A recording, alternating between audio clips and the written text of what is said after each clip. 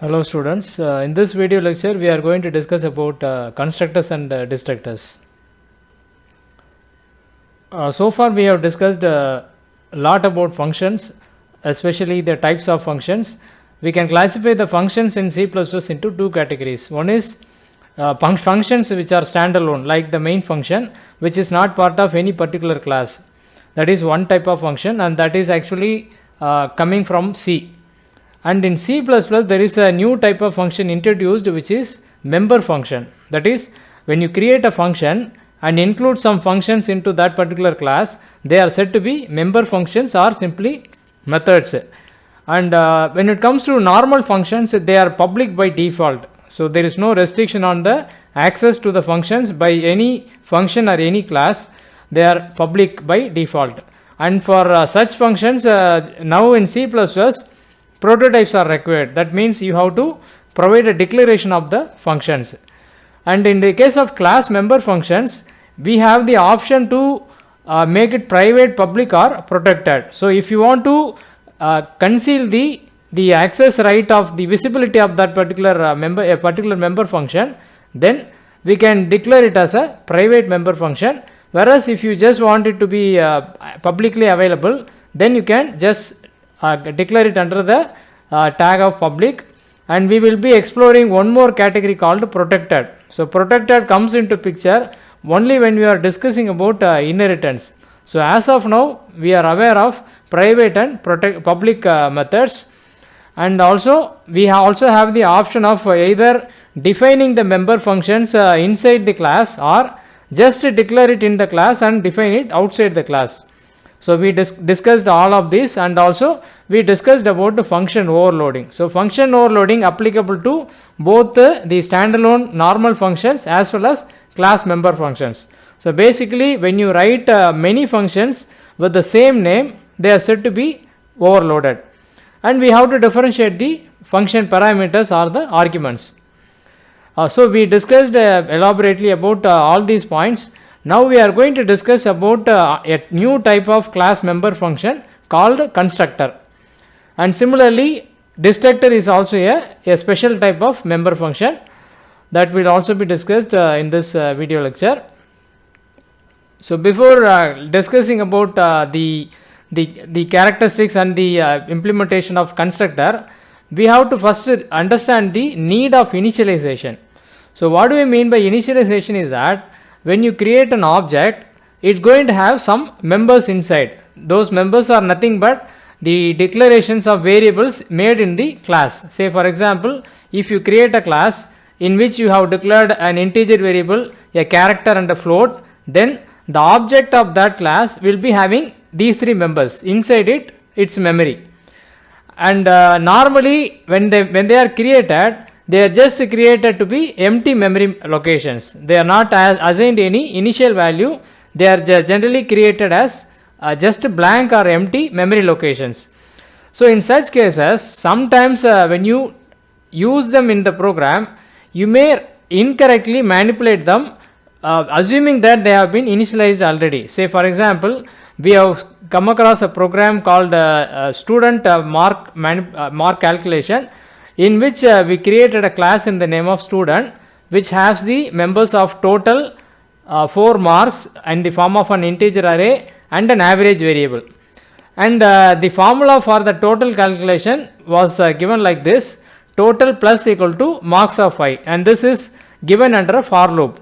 So in each iteration, the ith mark will be added with the total. So ideally the total should be initially 0, and so that first it will be added as a 0 plus mark 1, and then mark 1 plus mark 2 plus then the sum of the previous marks with the new mark.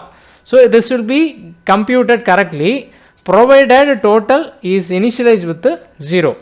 By mistake, if you forget to initialize total, then anything can happen. So some compilers automatically initialize the members as a 0, and some compilers just leave them with the value as per their memory location, because every memory may have some garbage value.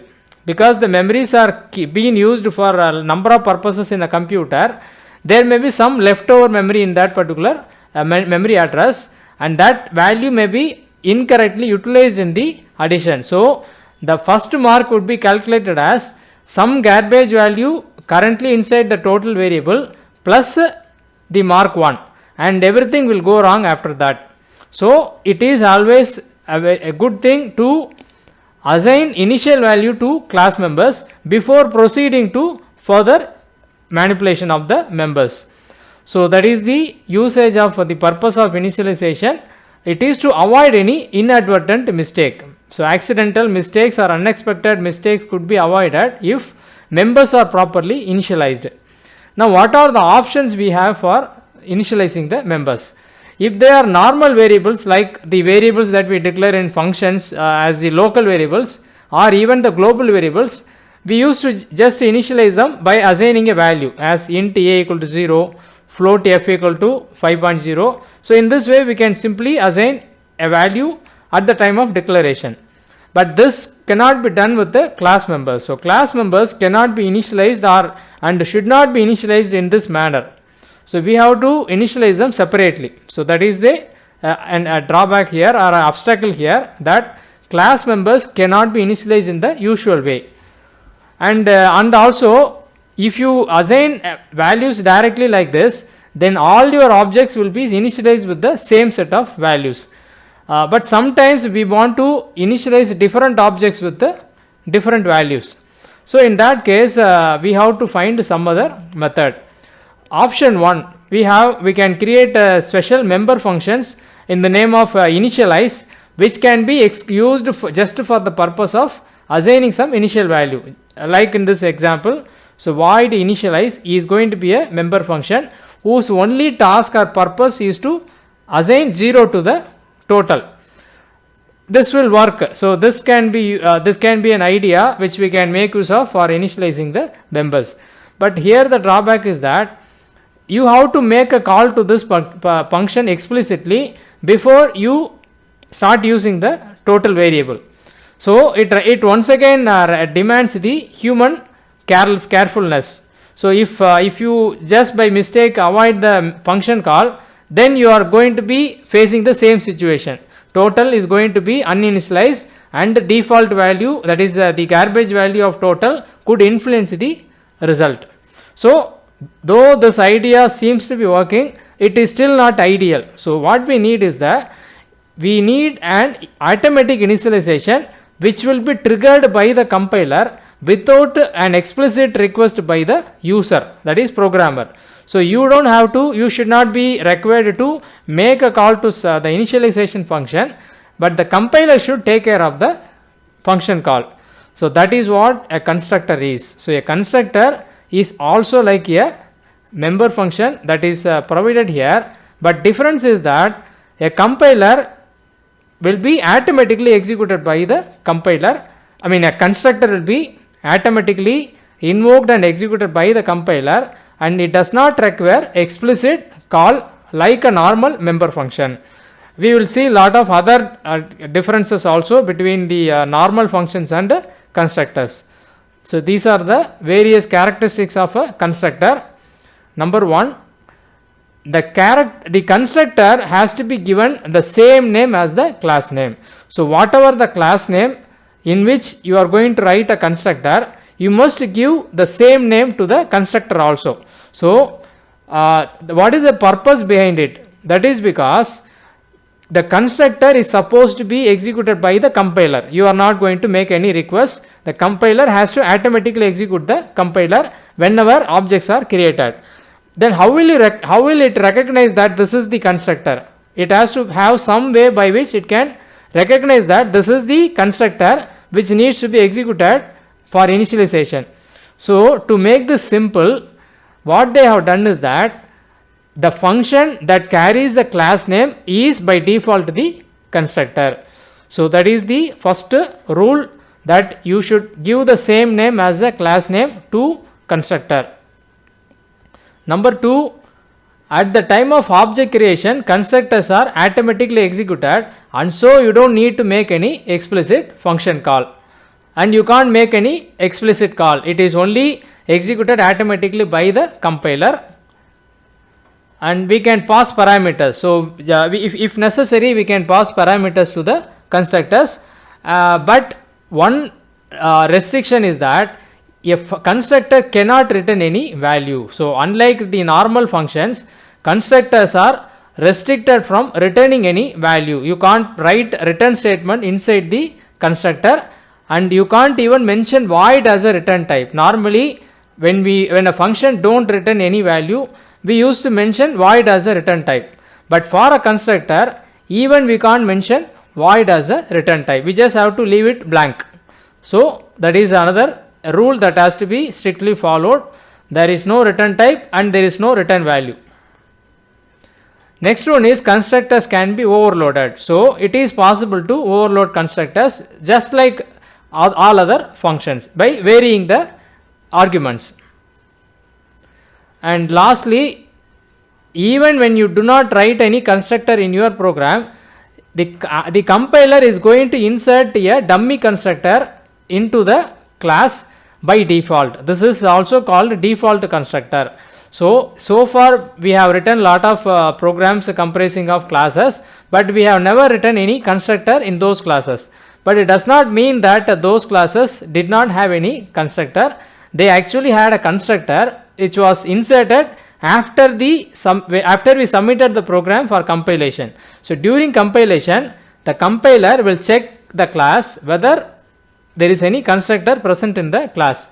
If there is at least one constructor in the class, then it will just move on. But if it finds no constructor in the class, then it will insert a blank empty constructor into the class, just to fulfill the requirement that every class must have a constructor. And that is the last point, that a default constructor will be inserted into each and every class in the absence of programmer provided constructor. The moment a constructor is explicitly provided by the programmer, then no constructor is going to be inserted by the compiler. So having seen the characteristics, we are going to see the examples for how to write constructors. So this is our first example. Class name is students and there is a function defined with the same name.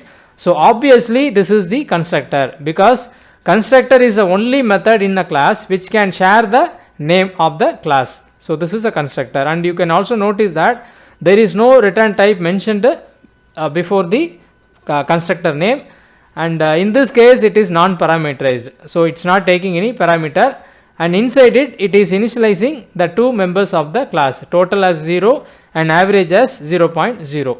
So this is how we can write a simple constructor. And one more very important point is that you must always write the constructor on the public section, otherwise it will lead to error that compiler cannot execute this particular constructor at the time of object creation, and as a result your program will not compile successfully. So your constructor should be provided in the public section. Now let us see how the object is created and how the constructor is playing a role in the object creation. There is a statement in this function which is for creating the object. Remember that we made a class in the name of students, and we can now create an object using the class name. So class name followed by object name is the syntax for creating new objects. Now this will lead to, first step is necessary memory will be allocated for the object, and that will comprise of the memory for the class members, total, average and marks. And immediately the compiler will be triggered by the compiler, and that will fill the total and average with the initial values as we assigned in the constructor. So these values are now assigned to the class members as soon as the object is created. So that is the advantage of constructor. You don't need to make any explicit attempt to invoke the constructor. Along with the object creation, constructors are also executed by the compiler. So your object is already initialized even before you start using the object.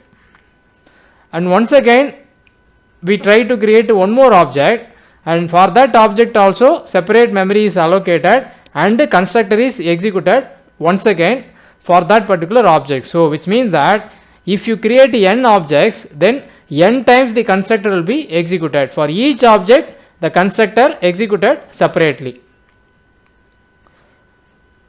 And if you want, you can also write a cout statement like this, so that you can see that the constructors are actually executed at the time of object creation. So now in this case, when you create object, you will get to see the output displayed as constructor called during the first object creation, and constructor called once again for the second object creation. So we have in the previous sample, we initialize the class members using constant values. So 0, 0.0 is directly assigned to the class members. But if you want, you can also take the user input using cin statement. So cin total, cin average. Now when an object is created, it will immediately ask for the user input for the members, and that values will be assigned to the total and average. This is also a way, but generally it is not a good approach to get the user input inside the constructor directly. So you must avoid writing cin or cout inside constructors, because constructors are background processes. They are triggered by the compiler and they do initialization within the class. You should not make it public. So that is, you should not let it to interact with the user. So cin cout is not writing cin cout inside the constructor is not a good way of writing program. Though there is nothing wrong in from programming language point of view, compiler is not going to treat this as any kind of mistake, but it is to be avoided. Then how can I take a user input and assign to these members?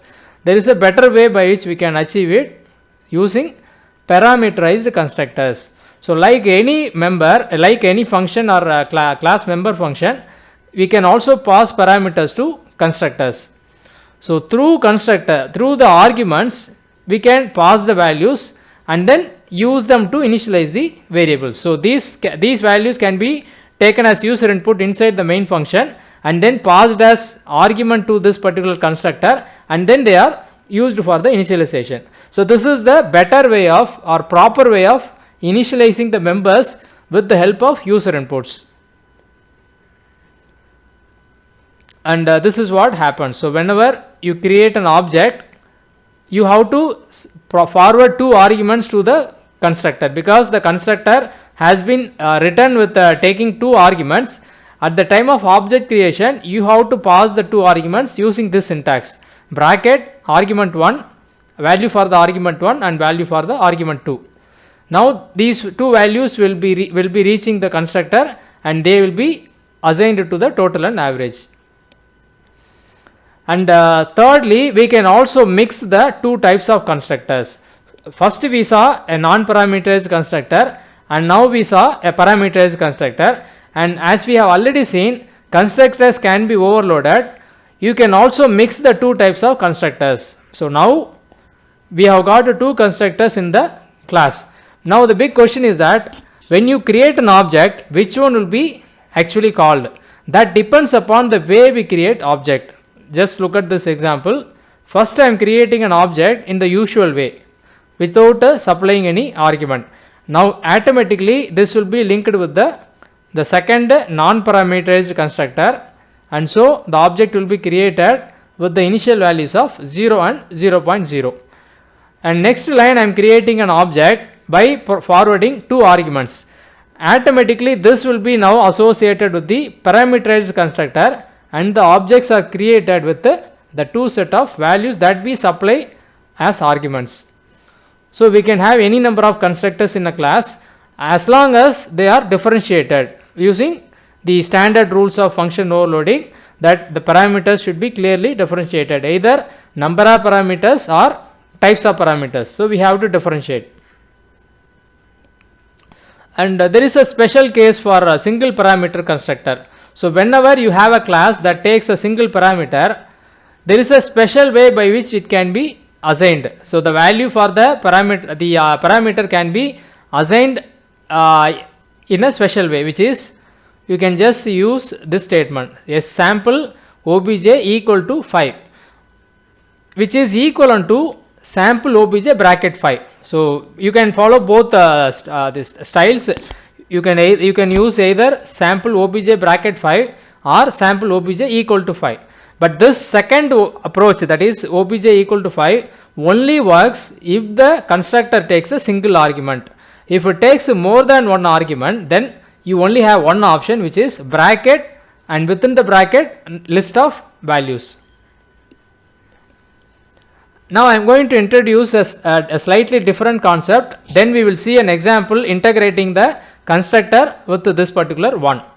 So class member variable as a static. We have already come across the static keyword while discussing the functions arguments, and now we are going to discuss about a class member variable as static. So just like you can have the local variables as static and also global variable as static, you can also have a class member variable as static, and it's going to have a completely different characteristics. It's a very interesting. We have to clearly understand the characteristic of a static member variable inside a class. When a class member variable is declared as static, it will not be instantiated for each object. So the meaning of this particular point is that normally when you declare a variable inside a class, it will be present in each and every object. So if you create 10 objects for a class, then all the 10 objects will be having a copy of the normal variable, that is a non-static variable. But when it comes to a static variable, it will not be replicated in each object. Instead, only one copy will be created irrespective of the number of objects. We will see an example of this in the next slide. So point is that a static member variable will not be instantiated for each object. There will be only one copy of the variable exist for all the objects, and all the objects will share the same variable. So any change made by one object will be visible to all the objects. That is again completely different for normal variable which are instantiated. So if an object change its own value, it will not be reflected in for other objects. For other objects, they are not going to see the change made by one object because they are having individual copies. But now here there is a single copy shared by all of them. Any change made by an object is going to be visible to all other objects. And all static variables are initialized to 0 by default. So you don't need to go for any constructor for initializing the static member variables. They are automatically initialized to 0. And static variables must be redeclared outside the class. I will tell you what it actually means. It requires redeclaration outside the class. And a static variable exists before any object of its class is created. I will also show an example to understand the last point. Now we are going to see a sample. There is a class which consists of a static declaration, static int x, and there is also a normal variable int y. So we will clearly see the difference between the static int x and the normal int y, and this is what we note seen as the redeclaration. So this statement is compulsory or mandatory for the static variable. So whenever you have a static variable inside a class, you must declare it one more time outside the class, just like this syntax: int data type, my class is the class name followed by scope resolution operator and the actual variable name. So we just have to mention this outside the class. And now we are going to see the difference. So we are creating 3 objects for this particular class, and each of the 3 objects will have 3 separate y variables. So object 1 will have its own copy of y, object 2 will have its own copy of y, and object 3 will have a separate copy. But when it comes to x, they all have to share only a single copy of x. That is what the idea of a static variable. So a single copy will be accessed by all the 3, and it is also initialized with the 0. Now what happens for the first statement? obj1.x equal to 5 is going to change the value of x to 5. Now obj2.x equal to 10, that is also going to affect the same x. Finally, when I display x through obj3, it's going to print 10 only. So the point is that since there is a single copy, all the 3 is going to access the same copy. So any change made by one object is going to be visible to all other objects. That is what the basic difference between a normal variable, instance variable, and a static variable. Now with the help of this idea of static and also the idea of constructor, we are going to write a program that keeps the count of number of objects created for the class. So the point is that we have to write a program which has a class, and we can create any number of objects for the class. But every time you create an object for the class, you have to increment a count such that after you create 10 number of objects, if you display count, it has to print as 10. So you have to somehow keep track of number of objects created for the class. This would be a very difficult task if you don't use static variable, but using static variable, it's going to be very simple. So I have declared a member variable in the name of count as static int, and there is a constructor inside which I am just incrementing the count. So count plus plus, and this is a method called a print count, which will simply display the current value of count. Now what happens, let's see. And this is the redeclaration. We have seen that it is mandatory that we have to redeclare the static variable outside the class, and that's what been done here. And in the main function, first I am creating obj1, which leads to creation of the static int variable, and the variable is also initialized with the 0, and immediately the constructor is executed. Okay, so it is only for the first object the static variable is created, and after that the subsequent objects will only be incrementing its value.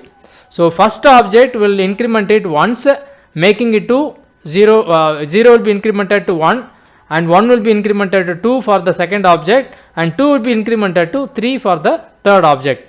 And finally when you display obj3.print count, it will only print 3. 3, it is obvious that we have incremented the count variable 3 times, and as a result it will print 3. Even if you try to print it with the help of obj1.print count, it will still print 3 only, because they both are accessing the same memory of count, which is currently having the value of 3. So this program solves our problem that for any number of objects that we create, if you just invoke the print count method, it will automatically display the current number of objects created so far.